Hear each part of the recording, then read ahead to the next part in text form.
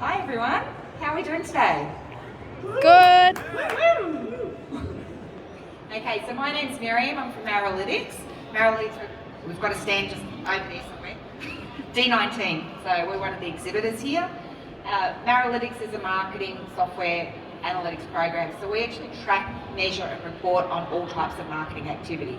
Whether it's your email marketing, your referral sources, your social media, we can actually measure how many sales you're getting, how much revenue, profit, customers coming. So it's really valuable information you need as a business owner. Or if you have clients, it's good for their businesses too. Love it. This is actually the first time I've met Miriam. So we're new friends now. Yeah, I was going to say I'm excited to chat all things marketing.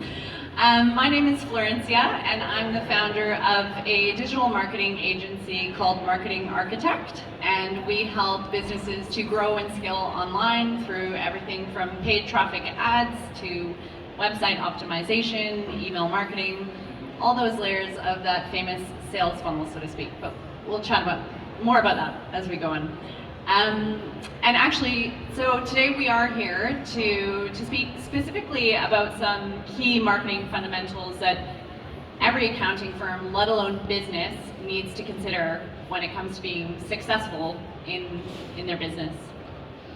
So the first question I have for Flori is, why is it important to look at marketing your business on a holistic level? So this is a really good question, Miriam, thank you. And I am going to answer this question by giving an example of what I come across all the time in our agency, and that is that I can't tell you how many times I get a lead or a client coming to me and saying, right, we've got to run Facebook ads, or we've got to run Google ads. And the thing is, as I always say to them, that is all well and good, and I can create the most amazing Facebook ad for you. However, if all of your digital marketing layers and assets and touch points aren't as strong as they could be and aren't working for you in the way that they should, that ad is just not going to work. It's going to flop. So it's potentially a waste of money. Correct. Just throwing money away. Well, Facebook's making money from you. Facebook's always making money. We all know that, right? But that's exactly right. You need to put your best foot forward. So when it comes to marketing, you need to look at it holistically. And when it comes to converting a prospect into a customer, it's all about touch points. So on average, it takes 6 to 12 touch points in order to convert a lead into a customer. So you need to ensure that all of those layers of your digital marketing ecosystem are working in the strongest way possible, are consistent, so that you can be successful, and particularly when it comes to paid traffic ads. So yes, it does have to be holistic. Awesome. All right, Miriam, I have your question. I want to know, why do you need to know where you get your clients from? Okay, so why you need to know where you get your clients from? Well, that's where, if you know where you get your clients from, you can go and get more of them. Now, it's much easier if you know that they come through your email marketing. Then you can go and do more email marketing and find more clients in that particular niche or vertical. It's also a way to save money, right? So you're not going to spend money on areas that you're not going to find where they're from. Like with Maralytics, right? We've just launched, so we're brand new, but we're trying everywhere. But in a year's time, we're experimenting. We don't know where our clients are sitting. Yeah. So you need to have time to experiment. And, you can't just say, look, my clients come from this way. They come from, say, an Expo or a Facebook ad. You don't actually know. Like, that's what you think, but unless you can prove it, then you really, when you know where they come from, then you can start saving money and trying a few different offers, but then you can really streamline it. Yeah. And, really boost where those are coming from. You can say, right, instead of getting 10 clients, if I want to get better quality, the channel or the offers that are actually working. Yeah, I think to build on what you're saying as well, like, so much of it is based on data, isn't it? And if you have access and transparency into that data of what is working for you, it gives you an opportunity to iterate that strategy, make it work harder for you. You waste less money as well on other channels or strategies that don't work as well for you. Yeah, absolutely. And make it for me, data is, when you have knowledge, when you have information becomes knowledge. And when you've got knowledge, you get power, right? You can actually make decisions a lot easier. Like if I know that I've got 10 people coming this way, or if it costs this much amount of money and I'm going to get this return, then I'll make those decisions really easy. But you can't make a decision on a don't know. If you don't know, you can't make a decision. You're just grabbing at straws. Love it. All right, so the next question we've got is, how do you collect your leads and value your leads? Okay, so the first part of the answer that I want to shed some light on is to be very clear about what a lead actually is. I think that there is often a misconception that, oh, I have 10,000 fans on my Facebook page or 5,000 followers on Instagram. This is great. I'm going to be honest with you. Tomorrow when Instagram blocks you on your account, you lose those 5,000 followers, you're screwed. So you need to be really conscious of collecting leads and enter the whole premise and strategy of email marketing, okay? Well, it's also about owning your leads, like not Facebook or Instagram owning your leads. Correct. They own that's their platform, you're utilising that platform. That's Whereas exactly if right. you do your email marketing, you actually own those leads. No, that's exactly right. And there is an old saying when it comes to digital marketers that the money is in the list. And some people, I think there's a common misconception that email marketing is dead, and I can tell you right now, it is so far from dead. It's not even funny. So you do need to build a list, and that list becomes and will become an asset in your business. And often, let's take the example of an e-commerce business. When they're listing to sell, the size of their list plays an integral part in the value of that business, because people know that there is money waiting to be made within that list. So that was the first thing I wanted to be really clear on. In terms of how to collect your leads, the sky is the limit. You can do everything from opt-ins, where you give away a freebie, a lead magnet, and you collect someone's name and their email address, to a full-blown content strategy. One of my favourite ways has always been competitions. If you run a competition, yes. your competition, you collect the name, phone number, and email address. Any way that you can collect some person's contact details is the way you can start to build your list. Yeah. One thing, I'm going to play devil's advocate, because I did have competition on mine too. And one thing that just sprung to mind that I think is so important to caveat, though, when it does come to a competition, is often the quality of the lead, I have found in the past, can be questionable. So to your point, you will grow really fast in terms of the leads list, but some of those leads could not be, they may not be exactly kind of your bread and butter target market. Well, like for us here, because we have got a stand here, one of our lead generations is giving away a free book. So I've written a book on marketing, and that's the start to finish, from planning right through to innovation, and that's our lead generator. That's how we build our list. So if you do want a copy of the book, come over to the stand, scan it, and it's free, right? But that's the way we create our list for our business. Love it. And you get a free book too. One thing I'm also going to say is that it's all well and good to collect these leads and to have your email marketing platform, but it goes without saying that you need strategies at play that enable you to convert those leads and prospects into paying customers. And that's when we start becoming more sophisticated and getting more into the language and strategy behind email marketing. So having automations in place, looking at segmenting your list. So with every new client we take aboard, I always want them to consider the fact that they should look at their audience the same way you guys should, as 3 buckets. So call it what you want, but let's call it kind of like bronze, silver, gold. And your aim is to move silver into bronze and bronze into gold, right? And how do you do that? You need to collect a lot of information about your audience. So not just their name and email address. As time goes on, you might find out more about where they're at in their business, how much they spend with you, what services they book with you. Could you cross-sell something for them? So it's about getting more strategic with the information you have on hand, and also making them feel heard and understood, because segmentation is a really powerful thing. If you blanket everybody into one bucket, they're not going to feel that much love. Whereas if you make them feel like you really get them because you've put them in a certain bucket that is unique to their position and situation in your business, your offering will resonate with them that much more. Cool. Okay. Sorry, I get a little bit passionate when it comes to email marketing. Okay, so Miriam, tell me a little bit more around what tools do you use to track your marketing metrics and efforts? Okay, so again, when I said earlier, to me, when you have data and you collect your data, that gives you information, and information is knowledge, and knowledge is power. So different platforms generally have some sort of results on there. So if you use email marketing, there is actually a reporting aspect on that you can see which ones have been opened, which ones, where have they been, which links have been clicked, which ones have been opened. So looking at the data of each platform, so your email marketing would have an analytics. I also use Sendable for that's my scheduling, my social media scheduling. So I get to post on 6 different platforms in one hit, and there's analytics for that. I use Google Analytics for my web traffic, what's going on online, what are people looking at, what pages are they looking at, what's the demographics. So, and then, that's where I built, Analytics, is that tracks your actual conversion point. Where does that, where does the customer come from? What was the thing that turned them into a paying customer? We don't look at the pipeline, we look at the conversion point. What was the catalyst that made people buy?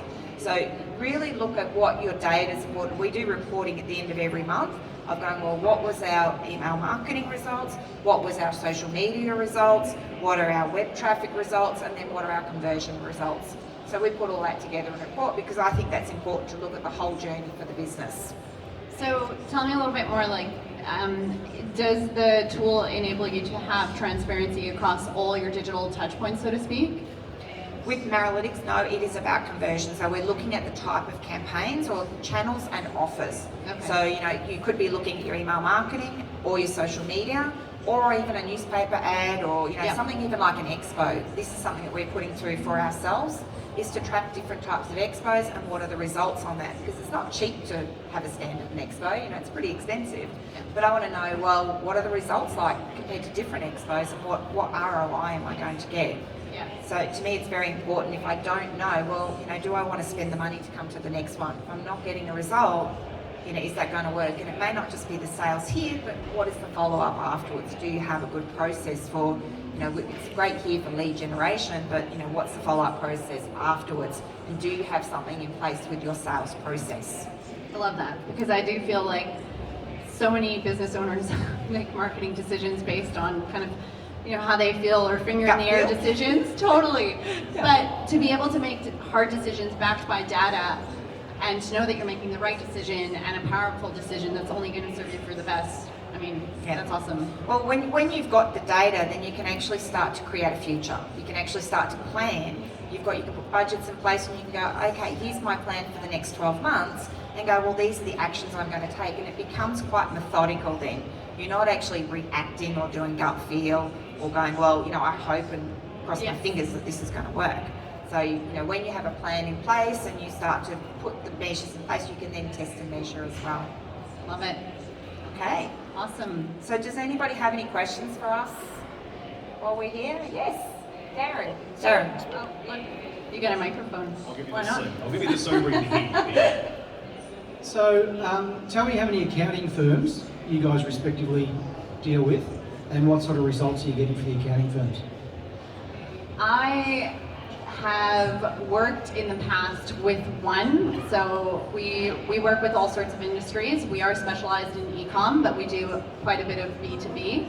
And with that accounting firm, we didn't do so much like sales funnel strategy. It was more website optimization. So it wasn't measured per se in terms of the conversion rate from a lead to a customer. In saying that, one thing that's very important to caveat is that the strategies at play that would apply to a B2B business are very similar across the board. And once you find a system that really works, you can replicate it with a few iterations for different businesses in that industry. We're brand new. We've just launched, so I don't have a history, but amongst our beta testers, so we've been going with development for 6 years with the software, so the software has just launched here, but I can say that 35% of our beta testers were accountants. Does that answer your question? The results? Results have been fantastic, so they've all got, looked at, well, where am I going to tweak and measure? So what kind of results do you want to know specifically? What works? So they got to know which areas were getting their best results. So one of them is that they use Facebook was where they got most of their clients. That was the result that worked for them. So it just depended on what they were doing, but another one was mostly referrals, and they could differentiate between the different referral partners that they had, and they could go, right, this one, I know that that's where I'm getting the most business, so we'll wine and dine that particular referral source. I think it also really depends, sorry to jump in, on the target market that you're after, because depending on who that person is, that person might be on Facebook, or they might be on Pinterest, or they might be on Instagram. It really depends on the target market that you're after. Can I just ask a question? I'm sure you guys are obviously keen and got a bit of time to take as many questions as the audience have. One of the things, not because there's so much to talk about, we haven't talked about LinkedIn. There's lots of things we can still dive into detail on, and we will, on what you've discussed already, but from a LinkedIn perspective, and I assume, just show of hands here, everyone on LinkedIn, anyone not on LinkedIn? No, I didn't say, everyone's on LinkedIn. And of course you'll be doing it in varying degrees, but does anyone here out of interest either post regularly, so actually put in content that you might have written or you're sharing? That's great. And how many people here would at least, instead of just liking something that other people you know or people you follow do, actually actively participate, I guess, in a conversation on LinkedIn, so they actually add a comment or add some value to a stream of thought? Fantastic. So I wonder if you could just comment a little bit, just based on that, on LinkedIn, I guess, as a B2B source, and I guess maybe just 2 or 3 tips or a little bit of advice from both of you around how businesses looking to do more businesses with other businesses, could use it better, or could be looking to use it. Yeah. Go ahead, Miriam. Yeah, so I look, each social media platform has a different purpose. For me, Facebook is your general everyday, sit on the toilet, scroll through the feed. We're looking at what's going on. So that's a real brand awareness, and you actually see what's latest happening. Instagram is really showing, to me, it's the show off. It's the kid on the block that wants to have the best photos and the nice feel good, so you really want to show off who you are, whereas LinkedIn is that real B2B. It's like, well, this is what I play at, this is what I do. I'm a business person, and to me, you want to showcase who you are, what your expertise is, and constantly remind people of what you're doing. So like we post, I think, nearly every day on LinkedIn. We actually post on every platform every day, but that's where we do our articles and show our expertise and who we are as what our speciality is. In terms of some tangible tips, I suppose, for LinkedIn, some personal advice I would have for you is it's great to post from a business page, but you're going to get that much more reach if you post from your personal page and start to build your personal profile, even if that is not your aim. If you have a business pick to you, you will, People like to there deal will be with people. dividends, like that will happen. Yeah. Good things will come of it. Another tip is, in order to get eyeballs on your posts, be sure to tag people as much as you can. That will create conversations, and the algorithm will favor you, basically, because more eyeballs will go across your post, your reach will be higher, and more people will see your post in their feed. So those are a few things. And then also, one last tip, is to try and use an image. And I'm not talking about a stock photo, I'm talking about a natural image of yourself. Maybe you don't even look that great, because I'm going to tell you, people stop the scroll when something isn't, glittery and pretty all the time. It's natural. That's right. You got to think about how are you going to stop the scroll, right? So sometimes, something that catches people's attention isn't your latest profile picture that was professionally taken, so to speak. So yeah, a few little tangible tips there. Takes a little while to go green. Yes, it does take time, so don't lose heart. You don't do it in one post alone. And it's very much a case of, you get out what you put in to a certain extent, as long as you're doing some of the right things, a good amount of the time. But any other questions on LinkedIn or email marketing we've heard a wee bit about? Websites as well, indeed, how you might use a wee bit of content, for example. We talked, and I think it's a really important thing. I'm sure everyone here has a website, but does everyone have even just one piece of content that will be really useful for your target customer to download and therefore give you some lead information? Gifts? So gifts are really good. That's what is a lead generator. We talked about competitions, but what are your gifts? Like, as I said, my book, I've written a book on marketing, that is my free gift. That is a lead generator. It helps build my list. But also when you write blogs or write articles, answer the questions that your customers always have. Show that you're the expert. Show that you're solving their problems. When you write you don't need to go and ask people all the time, but if you have those constant questions again and again and again, write an article about it so they can read up, and then they will see you as a credible source of, well, you can solve their problem because you're already answering their questions in something you've written. And look, if you can't write it, get a ghostwriter. Or ask somebody else to write it for you. It doesn't have to be, but if that's something that you get constantly asked, then solve people's problems. That's why you want to do business. I'm also digressing slightly, but you mentioned the word referrals in B2B and being so important, which I completely agree with you. And I find that often the nature of a prospect that comes from a referral is that prospect Googles the business and takes an opportunity to do their own research about that business. And a really big influence in whether to go with that business or not, and I speak personally, but also from research standpoint, is what kind of reviews that business has, particularly from a Google standpoint. So for yourselves, when you're dealing with your clients, I would encourage you to develop some sort of a really easy process that once you finish working with them, how can you, in that moment,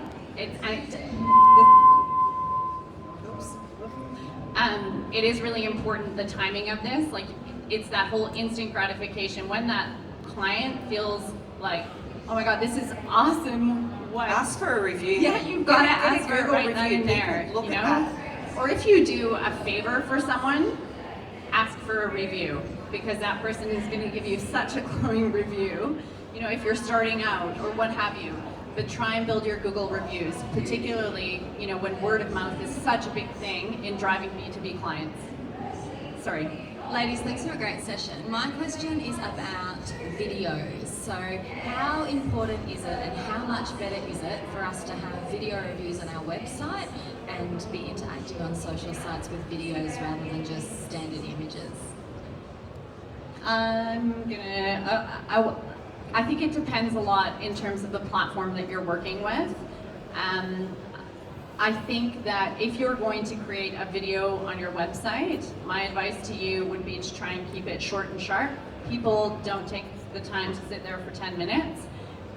So the messaging has to be clear. I would encourage you to use subtitles for those who choose to just kind of, get the key information out of it. And it would be something that I would encourage you to test. I mean, Miriam's talked so much about testing and the power of that. So I think if you were doing a promo video, keep it 2 minutes and under. But if you're doing, like we've actually been playing with some videos here of just like a natural type of video, keep them under 30 seconds. Yeah, and I agree with that. And for ads, the same applies, under 30 seconds. Instagram Reels are like where it's at. We've experimented for clients at length in terms of what's getting, more insight, more reach, and a reel will trump the most beautiful static post anytime, any day. Great. Any other questions? We've probably got time for just another one or two, potentially. Any other burning marketing? Yeah, go for it, Chloe.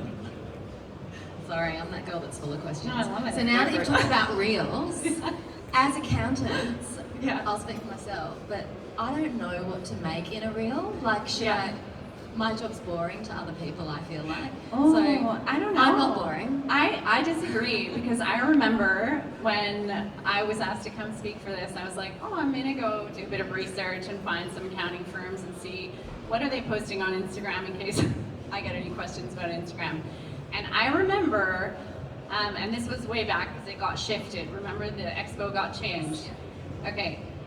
I remember coming across quite a few accounting firms, and I encourage you to, I follow We all some. stalk other people. Yeah, I was gonna say, do some stalking, because I totally remember coming across some really creative reels from some great accounts on Instagram, and they were accountants, and it's kind of the same for me personally, from a digital marketing standpoint. I'm like, oh, what am I gonna, but If you see something good there, copy it. That's right, save it, and Yeah. you can make it so fun. You can do voiceovers, you can use music, like, it's just about getting creative, and you just have to put yourself out there and try it, you know? And I think that's the key, right? Like you have to get out of your comfort zone. 110%.